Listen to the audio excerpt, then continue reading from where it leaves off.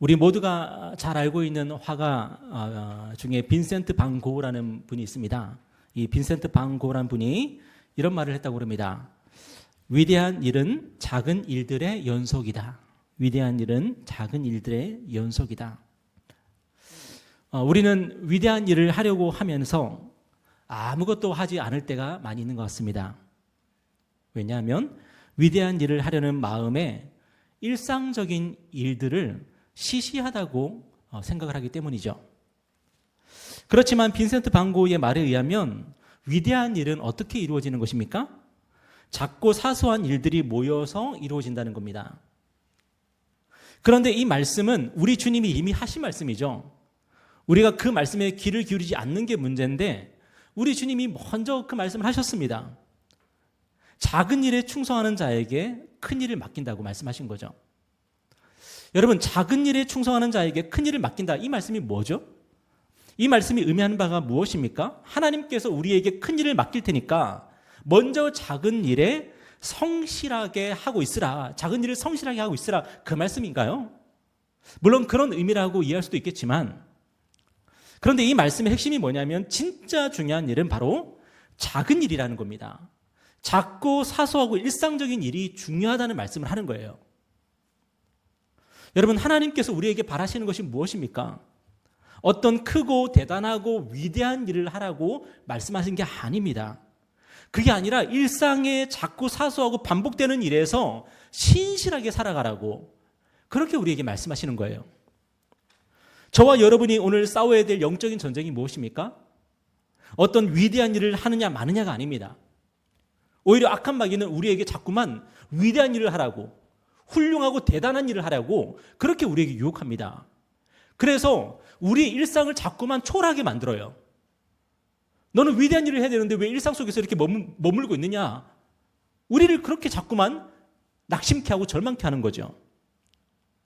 그런데 우리가 진짜 싸워야 될 영적인 싸움이 뭐냐? 지금 우리가 하고 있는 작고 사소하고 일상적인 일들을 정말로 감사함으로 신실함으로 해나가는 것. 이것이 바로 하나님께서 우리에게 요구하시는 것이고 우리가 그러한 삶을 살 때에 악한 마귀의 유혹과 시험을 물리칠 수가 있는 겁니다. 그래서 우리가 감사일기를 쓰자고 하는 것 아니겠습니까? 여러분, 이 감사일기가 뭡니까? 감사일기를 우리가 써내려갈 때에 우리의 일상이 풍성해지는 거예요. 우리가 하고 있는 이 작고 사소한 일들이 아름다워지고 정말로 귀하고 복된 일들이 될 수가 있는 거거든요.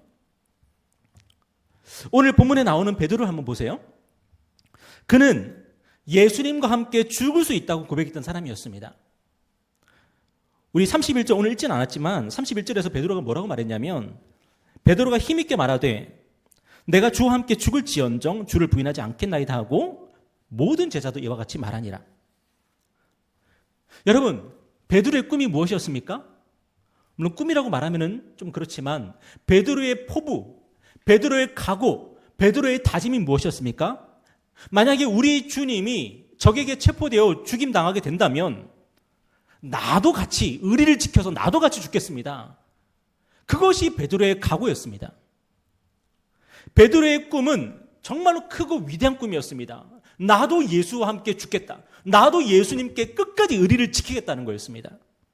그런데 오늘 베드로는 누구를 만납니까? 대제사장의 경호대장을 만난 것도 아니고 대제사장의 참모를 만난 것도 아니고 대제사장의 여종을 만납니다. 그런데 그 여종이 베드로를 보고 이렇게 말합니다. 67절에 보니까 베드로가 불 쬐고 있는 것을 보고 주목하여 이르되 너도 나사렛 예수와 함께 있었도다 하거늘. 이 여종이 베드로를 가만히 보니까 어디서 많이 본 사람이야. 당신도 나사렛 예수와 함께 있었던 그런 사람 아닙니까? 라고 질문하자, 자, 이제 베드로는 자신의 믿음을 증명할 시간이죠. 자기가 꿈꿔왔던 대로 크고 위대한 믿음을 고백할 시간입니다. 우리 주님 앞에서 했던 것처럼 나사렛 예수는 그리스도시요 하나님의 아들입니다. 나를 잡아가십시오. 해야 될 시간입니다. 그런데 베드로는 여종에게 뭐라고 대답을 하죠? 68절에 보니까 다 같이 읽어보겠습니다. 시작. 베드로가 부인하여 이르되 나는 내가 말하는 것이 무엇인지 알지도 못하고 깨닫지도 못하겠노라 하며 앞들로 나갈세. 베드로는 어떻게 대답을 합니까? 여종의 말에 금시초문이라는 듯이 대답하고 그 자리를 피합니다. 그런데 이 여종이 만만치가 않아요. 여종이 의심을 거두질 않습니다. 69절 한번 보세요. 여종이 그를 보고 곁에 서 있는 자들에게 다시 이르되 이 사람은 그 도당이라 하되. 여러분, 인생을 살다 보면 이렇게 참 피곤한 스타일을 만납니다. 아니라 그러면 아닌 줄 알면 되는데 끝까지 캐묻는 사람들이 있거든요. 이 여종이 베드로의 말을 믿지 않습니다. 그리고 옆에 있는 사람들에게 말합니다. 이 사람이 바로 그 제자입니다. 이 사람이 나사렛 예수와 함께 있는 거 내가 본 것 같습니다. 그러자 베드로가 다시 아니라고 부인합니다. 70절에 보니까 또 부인하더라. 그런데 이번에는 사람들이 베드로를 의심하기 시작합니다. 맞는 것 같은데? 맞는 것 같은데? 70절에 보십시오. 조금 후에 곁에 서 있는 사람들이 다시 베드로에게 말하되 너도 갈릴리 사람이니 참으로 그 도당이니라. 아마도 사람들은 베드로의 말투를 듣고 베드로가 갈릴리 사람인 걸 눈치챈 것 같아요. 우리는 예수님이 굉장히 멋있는 말을 하면서 이 땅에서 사람들을 가르쳤다고 생각하지만 많은 신학자들이 뭐라고 말하냐면 예수님은 사투리를 썼을 거라고. 얼마 전에 보니까 전라도 말로 성경이 번역되고 있더라고요. 제가 그것을 조금 읽어봤는데 너무 마음에 와닿더라고요. 예. 우리 정영민 권사님 읽으시면 아마 대성통곡하시면서 막 은혜 받으실 것 같은데, 예. 전라도 말로 생생하게 이 성경이 번역이 되고 있어요. 제가 그걸 보면서 정말로 잘 이해가 되더라고요. 와닿더라고요. 저한테는 이게 경상도 말로 번역이 되면 훨씬 더 잘 와닿을 것 같아요. 근데 베드로는 갈릴리 사람이기 때문에 갈릴리 사투리를 썼단 말이에요. 그것을 사람들이 보면서 베드로가 예수님의 제자라고 확신하기 시작했습니다. 그러자 베드로가 이 막다른 골목에서 어떻게 대응을 하죠? 71절에 보십시오. 그러나 베드로가 저주하며 맹세하되 나는 너희가 말하는 이 사람을 알지 못하노라 하니. 베드로는 어떻게든 자기가 예수님과는 아무 상관없는 사람이라는 것을 증명해야 했습니다. 왜냐? 살아야 했으니까. 목숨을 건져야 했으니까. 그래서 그는 예수님을 저주했고요. 하나님 앞에서 맹세까지 하면서 뭐라고 말합니까? 나는 예수님을 알지 못합니다. 뭐 했다고요? 저주했고 맹세했습니다. 예수님을 저주했고 하나님 앞에서 맹세까지 하면서 뭐라고 말했다고요? 나는 예수님을 모릅니다. 여러분, 베드로는 큰 일을 할 사람이었습니다. 그는 예수님이 죽으시면 따라가서 같이 죽을 각오가 되어 있었던 사람입니다. 하지만 그의 각오와 결단은 순식간에 무너졌습니다. 누구 앞에서요? 대제사장의 여종 앞에서요. 베드로의 꿈은 로마 황제 앞에서 무너진 것이 아닙니다. 유대 총독 앞에서 무너진 것도 아닙니다. 대제사장 앞에서 무너진 것도 아닙니다. 겨우 대제사장의 여종 앞에서 무너진 것입니다. 우리 김전도사님은 잘 아는 얘기인데요. 제가 처음 목회자의 길을 걷기 시작했을 때 저에게는 한 가지 큰 고민이 있었습니다. 그게 뭐였냐면 제가 예수님을 위해서 순교할 수 있을까 하는 고민이었습니다.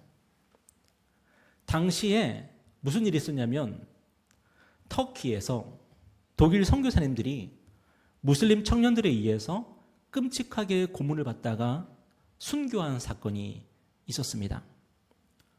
저는 그 뉴스를 보면서 굉장히 충격을 받았고 고민이 되기 시작했습니다. 나는 저렇게 순교할 수 있을까? 나는 저렇게 고문을 받다가 끝까지 믿음을 지키며 죽을 수 있을까? 총에 맞아 죽는 거는 괜찮을 것 같은데 고문을 받고 죽는 것은 못할 것 같은 거예요. 당시 저는 위대한 고민을 하는 사람이었습니다. 저의 고민의 주제는 순교였습니다. 순교. 그런데 시간이 흐르고 지금 저의 고민이 뭐냐면 제가 정한 시간과 장소를 지켜서 제가 정한 분량만큼 기도하고 성경을 읽는 것입니다.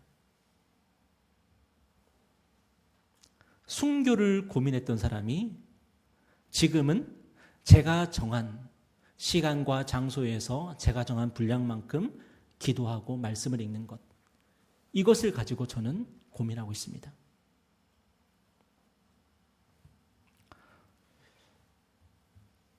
제가 요즘 아이들이 공부하는 것을 보면서 드는 생각이 있는데 매일 꾸준히 반복되는 숙제를 해나가는 것이 얼마나 위대한지를 보고 있습니다. 저는 그렇게 살아보지를 못해서 매일매일 숙제를 성실하게 해나가는 아이들을 보면서 참 대단하다는 생각을 합니다. 많은 사람들이 하나님을 섬길 큰 기회를 기다리는 것 같습니다. 그래서 단기 선교 가고 또 장기 선교도 가고, 어떤 분들은 내가 하나님을 섬기기 위해서 나는 목회자가 되어야 되겠다, 그렇게 결단하기도 합니다.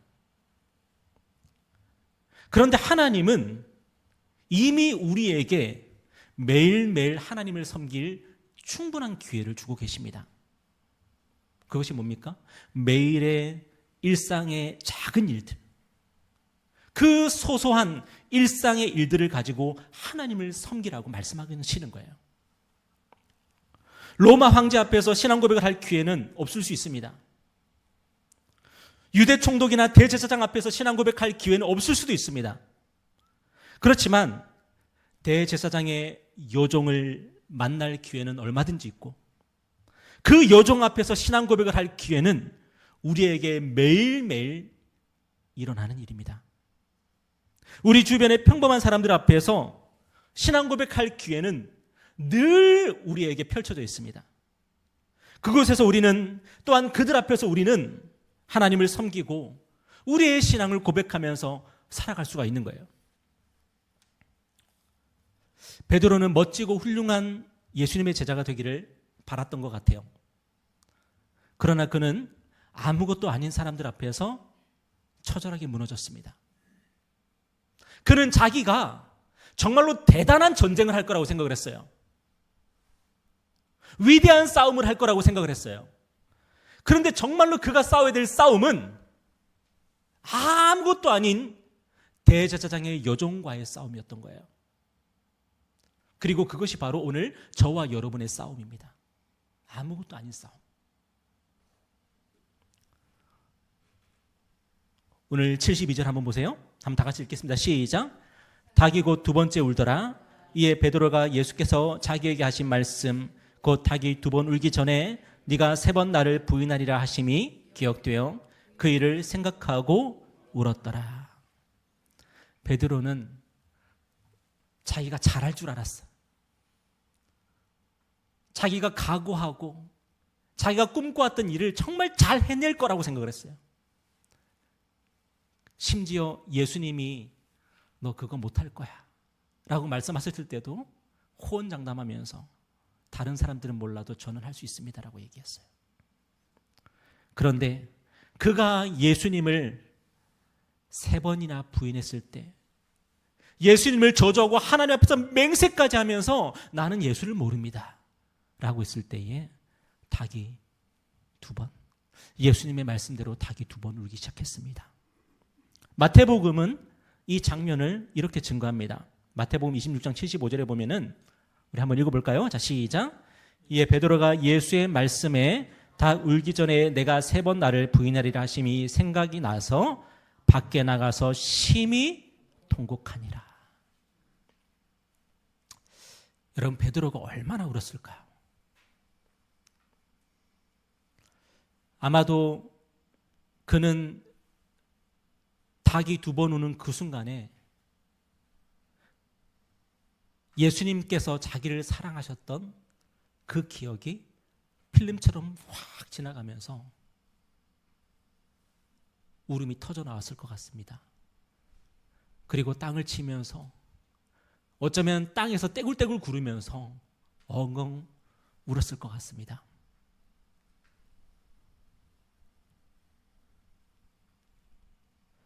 여러분, 이런 베드로에게 희망이 있습니까? 그리고 매일매일의 삶 속에서 하나님 앞에서 신실하지 못하고 악하고 게으르고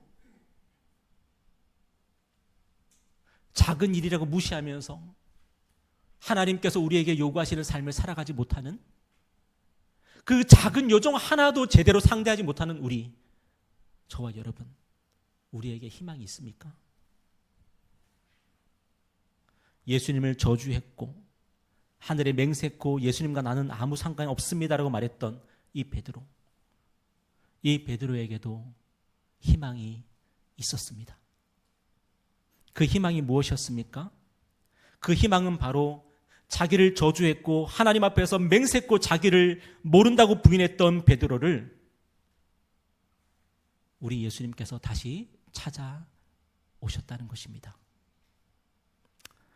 우리 14장 28절 다 같이 읽어볼까요? 자, 시작. 그러나 내가 살아난 후에 너희보다 먼저 갈릴리로 가리라. 이것이 바로 우리 주님의 약속입니다. 복음은 우리가 예수님의 수준만큼 올라가는 것이 아닙니다. 복음은 우리가 예수님이 죽는 그 자리에 우리도 함께 가서 따라 죽는다. 그게 아닙니다. 물론 우리는 예수님 안에서 매일 자라가야 되고 매일 성숙해 가야 되고 우리는 매일매일 예수님을 닮아가야 되지만 복음이 우리에게 친정 말하는 것이 무엇입니까? 복음은 예수님이 우리의 수준만큼 내려와 주신다는 것입니다. 우리가 실패했으면 그 실패의 자리에 이미 예수님께서 계십니다.